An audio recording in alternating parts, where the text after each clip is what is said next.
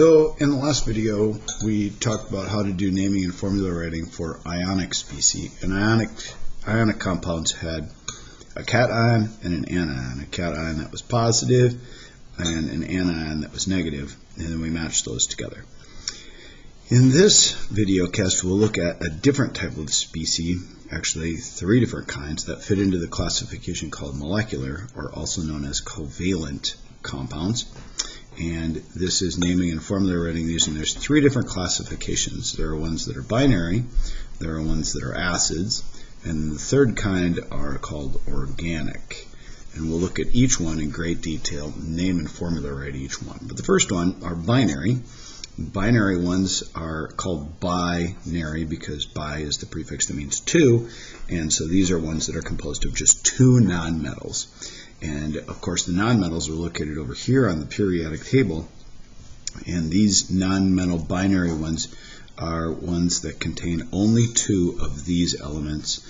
It could be hydrogen, but it doesn't show up that much in these binary ones. So binary ones are named with no charges. The charges do not count anymore. You don't look at those, you don't take those into account, you don't crisscross them, you don't drop and swap them anymore. But you have to remember that you have to recognize that it's 2 nonmetals. They are named with what are called prefixes, and the prefixes indicate the number of each kind of atom in the formula. And so, for example, in CO2 you would have a prefix and a prefix to indicate how many there are. In N2O4 you'd have a prefix and a prefix to indicate how many there are. In P2O5 you'd have a prefix for each one of these indicating how many of each of those there are. Here are the prefixes. I'm going to list them on the side over here. Mono, meaning 1. Di, 2. Tri, 3. Tetra, meaning 4. Pent or penta, 5. Hex or hexa, meaning 6. Hept or hepta, meaning 7. Oct or octa, meaning 8. Non or nona, meaning 9. And dec or deca, meaning 10. And the A can go on there if it makes it sound better or flow smoother, but you drop the A if it's usually starting with a vowel, because then it doesn't sound quite as good to have 2 vowels back to back. Now the rules is that if it's the first element and there's only one of them, you don't use mono. If it's the first element that's listed in the formula. If it's the last element, or the second,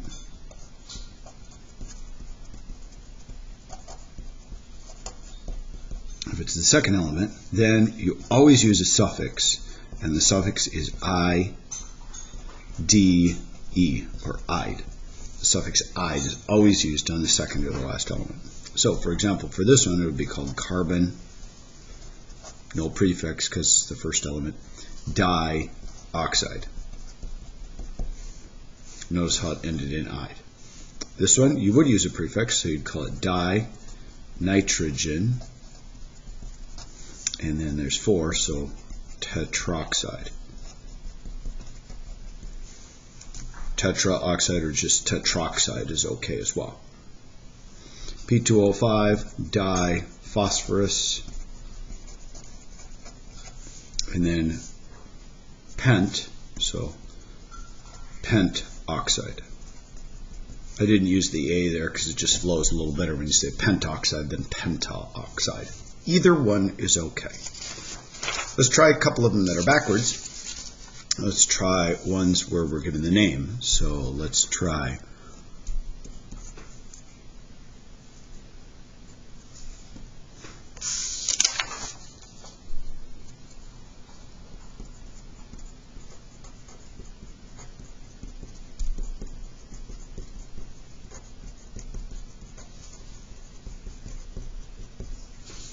Dibromine tetrafluoride. So now we'd have Br di 2, and then it'd be fluorine, and tetra means 4. So there'd be our formula. The toughest part about naming and formulating these is recognizing that they're nonmetals. Because if you don't recognize that both of these are combined with or composed of just nonmetals, then you usually get stuck and you think that there's something else. So recognizing what they are and then looking at a list to find out what the prefixes are is usually the hardest part. Let's go to the second kind. Second kind are called acids. Acids are things that begin with an H, things that begin with a hydrogen, things that have hydrogen as the first element. Okay? Now, there are two different kinds of acids. There are acids that are binary. Binary acids are ones that have an H and then one other non-metal. They always have to be combined with a non-metal. And then there are ones that contain a polyatomic ion, and the polyatomic ion generally contains an oxygen. So some people call these oxyacids because they've got oxygen in them. We'll look at the binary ones first. We'll come back and we'll do the polyatomic ion one containing second. So acids, once again, contain an H and a nonmetal. So HCl would be an example, HBr would be an example, HF would be an example, H2S would be an example, H3P would be an example. Notice how it's H and then it's got a nonmetal in it, like fluoride, chloride, bromide, sulfur, phosphorus. Okay? And it's only two kinds of elements all the time, always two kinds, and it doesn't contain oxygen. To name these, you always start with the prefix hydro. Hydro means that it's binary, so the prefix hydro only goes when there's two kinds of elements. And then it would have a stem in the middle for the non-metal, so non-metal's name. It would end with the suffix "ic" and the word acid. So for this one, it would be called hydrochloric acid. For this one, it would be called hydrobromic acid.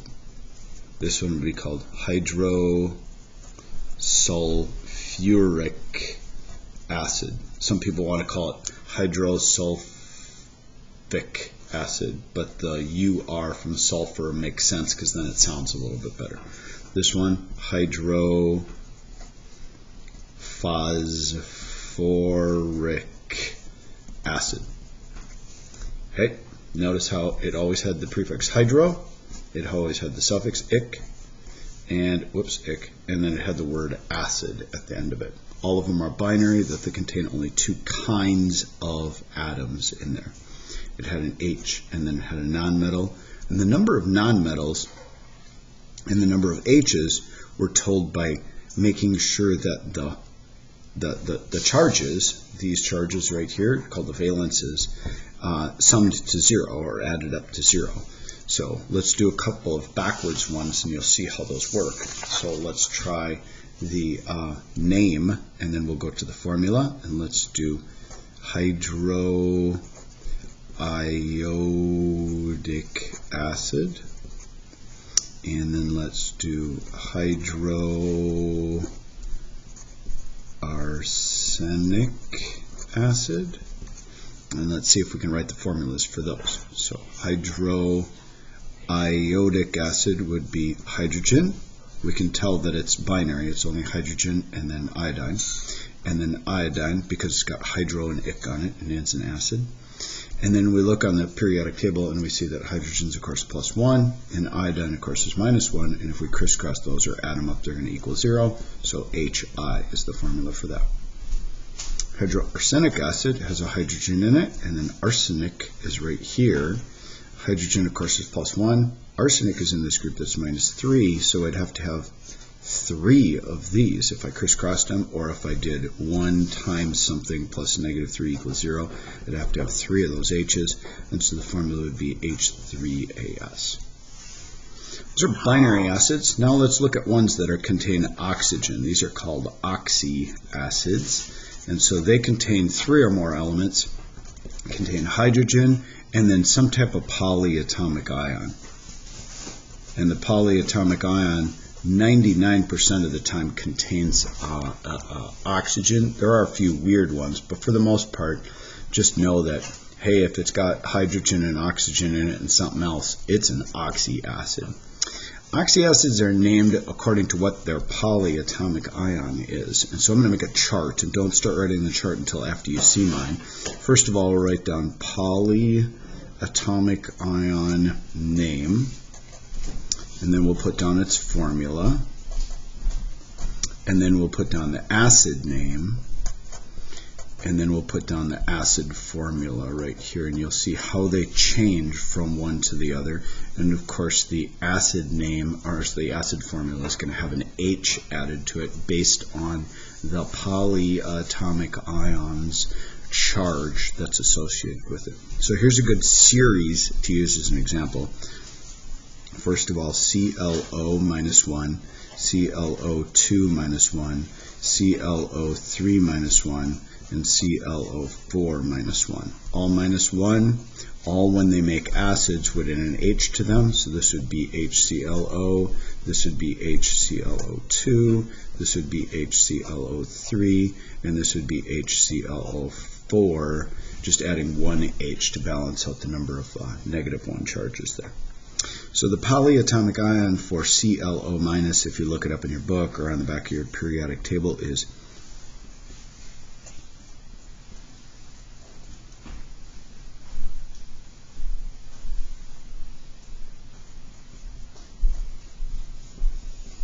hypochlorite ion.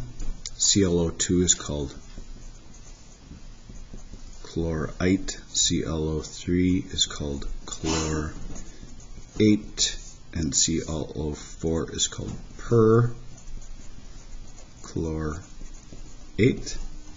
So those are the names of the ions. If you looked them up on the back of your periodic table, you'd find those names for each one of them. Now when you go to the acid name, here are the rules. If it ends with the suffix of ite, you change the acid name to us. Ite to us. You can remember that by the word righteous, although you don't spell it that way. Ite to us, righteous. Okay? And then if it ends in ate, the acid name ending changes to ick. And so you can remember this one, that he ate it and it was icky. And so you know that those are the changes, righteous and ate it and icky.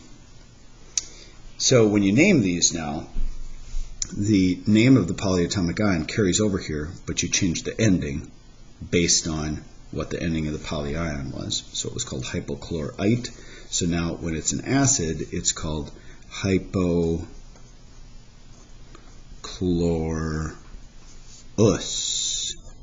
And then you put the word acid at the end of it. So it's called hypochlorous acid. This one just changed the ite to us, so it's called chlorous acid. This one changes from ate to ick, so it's called chloric acid. And this one changes from ate to ick, so it's called perchloric acid. So notice the prefixes made no difference. Those just stuck with it because those were the prefixes that were at the polyatomic ion. The ite changed to us, the ate changed to ick. Now let's see if we can do the opposite direction. Now let's use this as a pattern to see if we can name and formulate a number of these oxyacids. So I'll put a little chart here, name, formula, and we'll do some both directions. First of all, let's try this one. HBr. So this one's a trick one right away because what is it? It's a binary acid. It's only got H in a nonmetal. And when you have H in a nonmetal, don't look at this chart. Know that this is hydro, nonmetal name ick. So this would be called hydrobromic acid. So notice it did not contain oxygen. So ding, ding, ding, it went off in my brain. Then I go back and I look over here on the binaries. Now let's try this one, HBrO3. So notice this formula did contain oxygen, and so I want to look up on my periodic table what is the name of that polyatomic ion, and when I look it up I find out that it's called bromate. Bromate polyatomic ion. And since it ends in 8, I know that 8 has to go to ic, and I would call it bromic acid, just changing the 8 to ic. Okay, let's try another one. H2SO4. So this one contains oxygen again, so I have to know the name of the polyatomic ion, and SO4 is called sulfate. And since it ends in 8, I now have to change it to ic, so this is called sulfuric acid. Some people want to call it sulfic acid, but keep the UR in there because then it's easier to say. Sulfuric acid is a lot easier than sulfic. Let's try this one. H2PO3. Whoops, I'm sorry, H3PO3. Okay, recognize it's got oxygen in it, so I know that it's going to use this pattern of naming right here. PO3, look it up on their periodic table, is called phosphite, I-T-E ending, and if I know it ends in ite, I've got to change it to us, so it's going to be called phosphoric,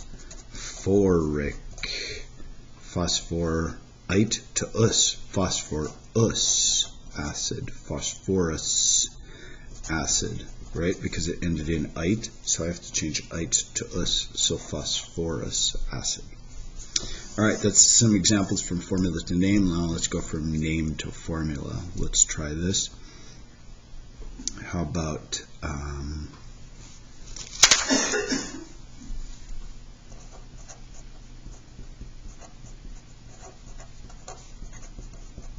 sulfurous acid. Okay, this one I notice ends in OUS. If it ends in us, that means it came from the polyatomic ion that ended in ite, so it came from sulfite. Look up sulfite on your periodic table, and sulfite is SO3 and it's -2. Now I have to add the number of hydrogens to it that's going to make it so it's neutral, and this is -2 and each hydrogen is +1, which means I'm going to have to add 2 hydrogens to that, so that ends up being H2SO3. Get rid of these charges after you add the correct number of H's. Alright, let's do another one. How about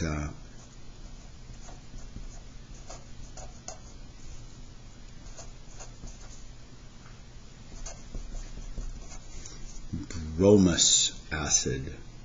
Okay, I notice it ends in us again. If it ends in us, that means it came from ite, so I have to look up the polyatomic ion called bromite, and bromite is BRO2 and it has a -1 charge, so I have to add the appropriate number of H's to make that -1 cancel out, which is 1 H because that's +1.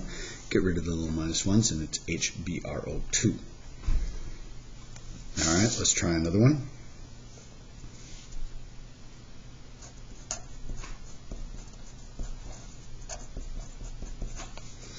Nitric acid. Notice it ends in ic, and if it ends in ic from the acid, that means it came from 8. That means it came from the polyatomic ion nitrate.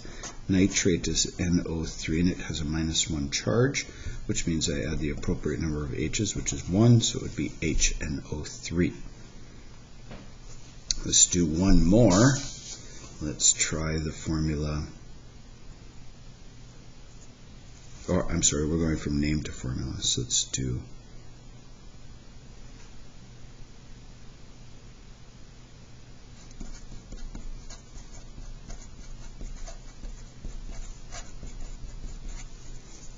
phosphoric acid. So I notice that it ends in ic. If it ends in ic, that means it came from 8, so I have to find phosphate on the periodic table. Phosphate is PO4, it's -3. So how many H's do I have to add to that? 3 to match that up, so it would be H3PO4. Alright, that ends our acids. So now we've gone through 2 of the 3 molecular, aka covalent areas, binary, ones that contain nonmetals, 2 different kinds of acids, binary acids, and then the ones that are oxygen containing called oxyacids. And now the last group is just an introduction to what are called organic substances. And organic substances that we're going to learn in here are just 2 different kinds. One kinds are called alkanes, and alkanes contain carbon and hydrogen. And for the number of carbons that it contains 2x plus 2 hydrogens. Alkanes are composed only of carbon and hydrogen. Carbon and hydrogen are the basis of living or once living things.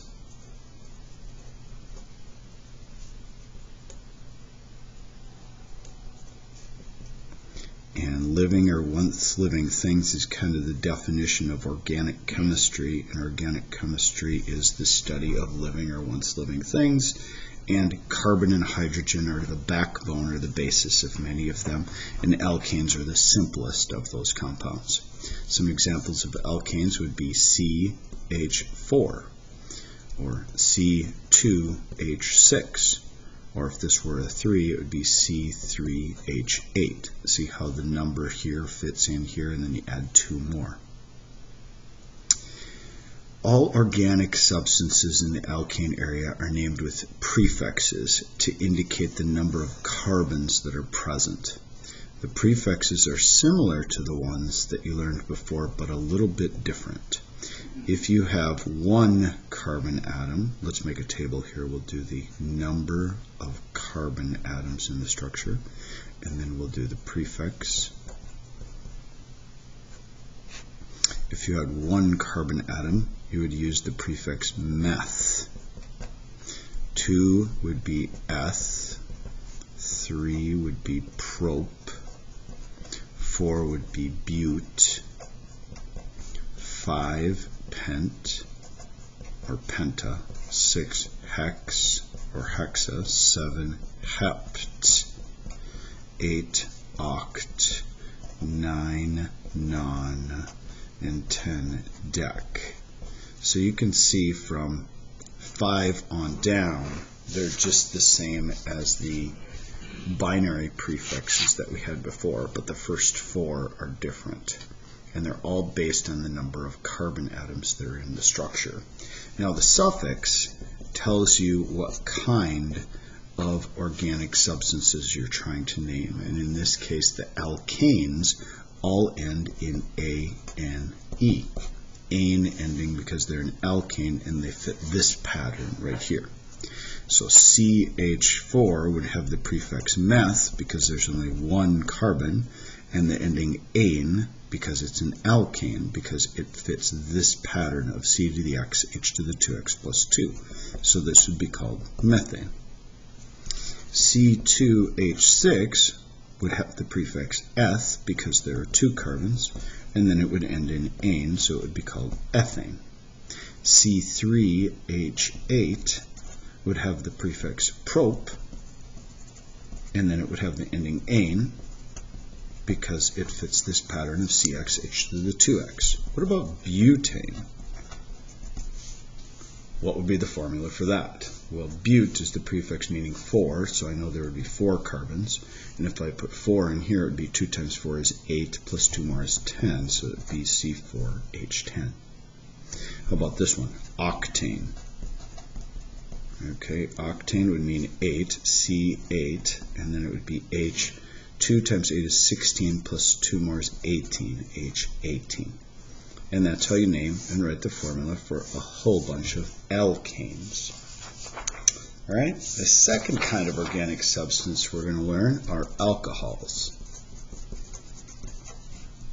Now, alcohols are similar to alkanes where they use the same prefixes to indicate the number of carbons, but now they fit this pattern, C to the X, H to the 2X plus 1, and then they have an OH connected to them, OH. Now, when you write the organic alkanes or alcohols, these carbons always fit together into a chain. So, for example, let's say we had C3H7, 2 times 3 plus 1 is 7, OH. The carbons would all connect in a series. The hydrogens would all come off of the carbons, making sure that each carbon had 4 bonds. Carbons always form 4 bonds. 1, 2, 3, 4, 5, 6, 7. See how it's written C3H7 right here. And then there would be an O connected to an H like this. That's why they write it OH like that. And so it would be a long carbon chain. Could be short, could be many, many in a row. And then have an OH on the end. As far as we know, that's how alcohols are written right now. Now, the only change besides that there's an OH on it is the suffix. The suffix to name these guys now is OL. OL, alcohol, OL. Just like ane ends in ane, these end in OL. And then you use the word alcohol at the end. If you want to, but you don't have to. You can just end it with OL, and then the word alcohol is sometimes used, sometimes not. So for this one, it would have the prefix prop, so it would be called propanol. It usually has an AN in there because it's easier to say rather than propol. So it's propanol, ethanol, methanol, butanol, pentanol. So it's got the AN like from the alkane, but then you drop the E and you put the OL at the end of it. Propanol. Let's do a couple of examples. C5H11OH. So this one's got 5 carbons, so it would be called pent. And we'd put pentan, and then we'd end it in OL, so it would be called pentanol. All right, let's see if you can write the formula for this one.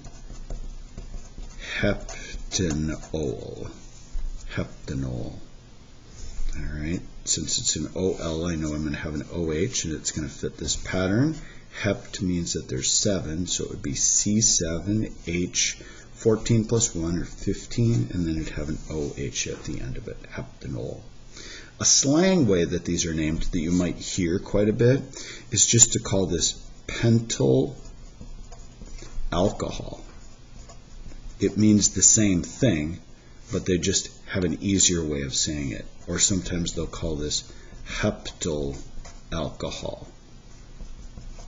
Or this one right here would be called propyl alcohol.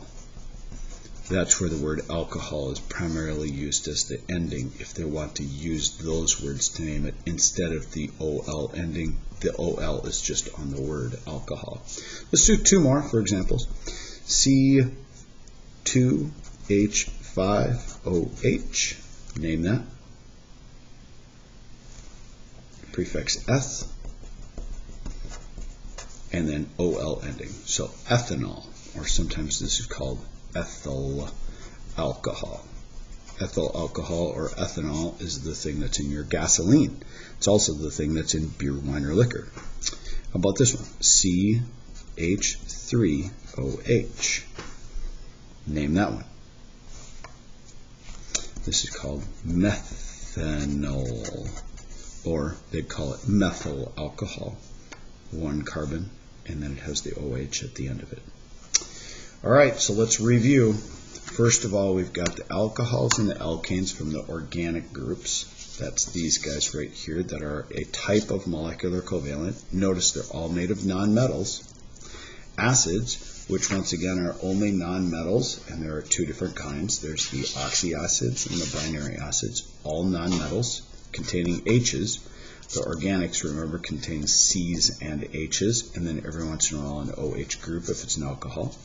And then the binary nonmetal ones, these are the ones with nonmetals and only 2 of them in it and are named with prefixes. This is an overview of your molecular and your covalent naming.